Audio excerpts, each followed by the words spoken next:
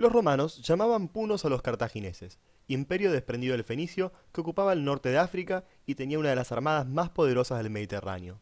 Esto le dio su nombre a las guerras púnicas, que son el tema de este video. Yo soy Martín de Historia en 10 minutos y hoy vamos a ver uno de los conflictos bélicos más importantes de la historia de Roma.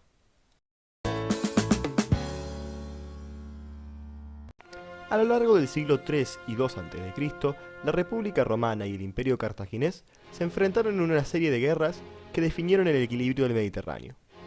La República Romana era un poder relativamente nuevo y recientemente consolidado en la península itálica, luego de derrotar a los nativos que se le oponían, lo que lo convirtió en un serio oponente comercial para Cartago, su futuro rival.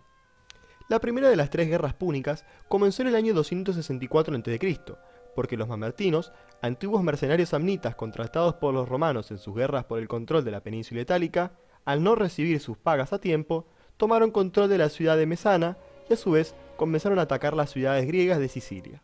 Ante esto, el rey de Siracusa, Hierón II, se dispuso a atacar a los mamertinos, quienes pidieron ayuda a Cartago para defenderse. Cartago aceptó el envío de tropas para proteger a los mamertinos, pero al mismo tiempo, otro grupo de mamertinos le pidieron ayuda a los romanos, quienes no estaban dispuestos a dejar que Cartago se convirtiese en un poder en Sicilia. Los mamertinos decidieron aceptar la ayuda de los romanos por sobre la cartaginesa, y entonces Cartago decidió ofrecer su ayuda a Hierón II, el rey de Siracusa.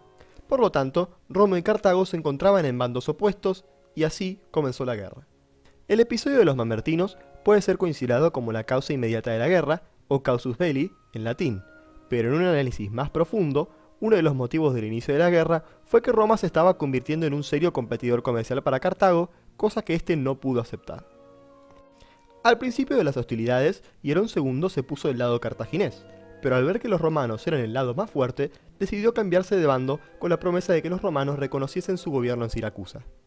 El conflicto con los mamertinos, que había servido solo como excusa, había pasado en segundo plano. La guerra se combatió principalmente en Sicilia por más de 20 años, a pesar de que Roma intentó invadir África, lo cual terminó en una gran derrota. Si bien la infantería romana era superior a la cartaginesa, que estaba compuesta en su mayoría por mercenarios, Roma no contaba con una flota, mientras que Cartago tenía la más poderosa del Mediterráneo.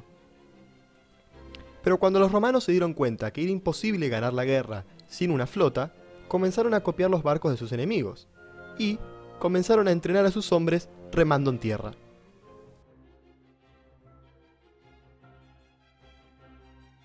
Así los romanos lograron construir su propia flota, con la que fueron derrotando lentamente a sus enemigos, hasta que destruyeron la flota cartaginesa en la batalla de las Islas Égadas en el 241 a.C. Esta gran derrota para los cartagineses les impidió seguir con la guerra y le permitió a Roma imponer una paz ese mismo año, que le otorgaba los territorios de Sicilia y posteriormente Córcega y Cerdeña. Estos territorios se convertirían luego en la primera provincia romana. Perdidas las posesiones en Italia, Cartago perdió con ellas su más importante fuente de grano y minerales, lo que llevó a que busquen en el territorio de la península ibérica su sustituto. Cartago logró entonces, con la conducción de Amílcar Barca, un importante líder militar de la Primera Guerra Púnica, ocupar una gran parte del sur de España y conseguir grandes cantidades de recursos. Al morir Amílcar, su hijo, Asdrúbal, firmó un tratado de influencia con los romanos, en donde se acordó que la zona norte del río Ebro era zona de influencia romana, mientras que la zona sur era cartaginesa. Pero en el año 220, al morir Asdrúbal, Aníbal Barca, su cuñado, se hizo cargo de la jefatura militar y se preparó para la guerra con Roma, la cual comenzó en el año 219, cuando Aníbal atacó la ciudad de Sagunto, la cual era aliada de Roma y estaba en su zona de influencia. El plan de Aníbal era el de atacar a los romanos en Italia para que estos no pudiesen enviar ejércitos a África o España. Para eso, Aníbal cruzó primero los Pirineos y luego marchó a Italia cruzando los Alpes con su gran ejército, entre los cuales se encontraban numerosos elefantes. Al hacer esto, Aníbal logró esquivar los ejércitos enviados por Roma y liderados por Publio Cornelio Escipión, quien tenía la tarea de derrotar a Aníbal en España. Al llegar a Italia, Aníbal no se encontraba solo. Logró conseguir el apoyo de los pueblos galos del norte de Italia y, incluso, asegurarse el apoyo de Filipo V, rey de Macedonia, lo que en el futuro desembocaría en guerras entre Roma y Macedonia. Aníbal consiguió victoria tras victoria mientras avanzaba dentro del territorio italiano con la idea de lograr que los aliados de Roma se pasasen a su bando. En el año 216, Roma sufrió una de las derrotas más desastrosas en toda su historia, cuando perdió en la batalla de Canas, donde se estima que murieron más de 50.000 romanos. Pero a pesar de sufrir constantes derrotas y la amenaza de Aníbal a pocos kilómetros de la mismísima ciudad de Roma, hecho que se conoce como Aníbal ad Portas, los aliados de Roma se mantuvieron fieles y los romanos al mando del cónsul Quinto Fabio, apodado el que se demora, adoptaron una nueva táctica de guerra en Italia, la cual decidieron era no enfrentarse directamente con Aníbal, esperando que su ejército se desgastase por las persecuciones y la falta de alimento. Eventualmente, los romanos comenzaron a conseguir victorias contra Cartago, tanto en Sicilia, donde los griegos se habían levantado contra Roma luego de la muerte de Hierón II, y en España, donde miembros de la familia Escipión se encontraban combatiendo contra los ejércitos cartagineses.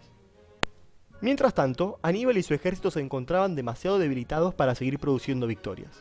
Y esto, sumado al hecho de que en el año 207 es derrotado Asdrúbal, el hermano de Aníbal, en la batalla de Metauro en el norte de Italia, donde Cartago perdió la mayor parte de su ejército que se dirigía a ayudar a Aníbal, este no tuvo más opción que retirarse a Cartago para defenderla de los ataques que Roma estaba comenzando a planear, ya que Cartago se encontraba pobremente defendida, dado el hecho de que sus ejércitos estaban en España e Italia. Trasladada la guerra al continente africano, se destaca la figura de Escipión el Africano, quien estuvo a cargo de las operaciones militares y logró en el año 202 a.C. derrotar a Aníbal en la batalla de Zama. Allí fue derrotado Aníbal por primera vez. Derrotado Aníbal, este huyó de Cartago, la cual no tuvo más opción que firmar la paz, lo cual se realizó en el año 201, donde Cartago debió pagar una fuerte indemnización monetaria y ceder todos sus territorios no africanos.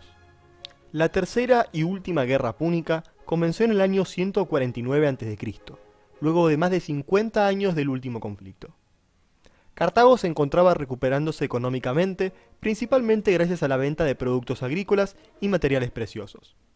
Esto llevó a que los sectores rurales más ricos de Roma, representados por la figura de Catón el Viejo, vieran a Cartago como un competidor, y con la excusa de que su recuperación económica los convertiría en una amenaza para Roma, se le declaró la guerra en el 149 a.C. Pero esta última guerra duraría tan solo 3 años. Cartago contaba con un ejército muy pequeño en comparación con el romano, a pesar de que éste se encontraba recuperándose económicamente. Eventualmente, Cartago fue destruida y sus territorios anexados.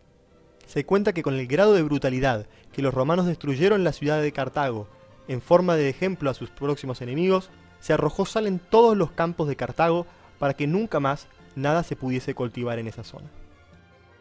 Las guerras púnicas entonces representaron el choque entre dos de las culturas más importantes de la época. La primera determinó el poderío de Roma en la península itálica y la aparición de su poderosa armada. La segunda guerra púnica vio a Aníbal poner en serio peligro a Roma, el cual le infligió algunas de las derrotas más importantes en su historia. Y la tercera guerra púnica es una demostración del poder de los sectores terratenientes dentro de la política romana. Espero este video te haya servido, sobre todo para identificar las características más importantes de cada una de las guerras, para poder distinguirlas y relacionarlas. Saludos, mucha suerte y nos vemos en el próximo video.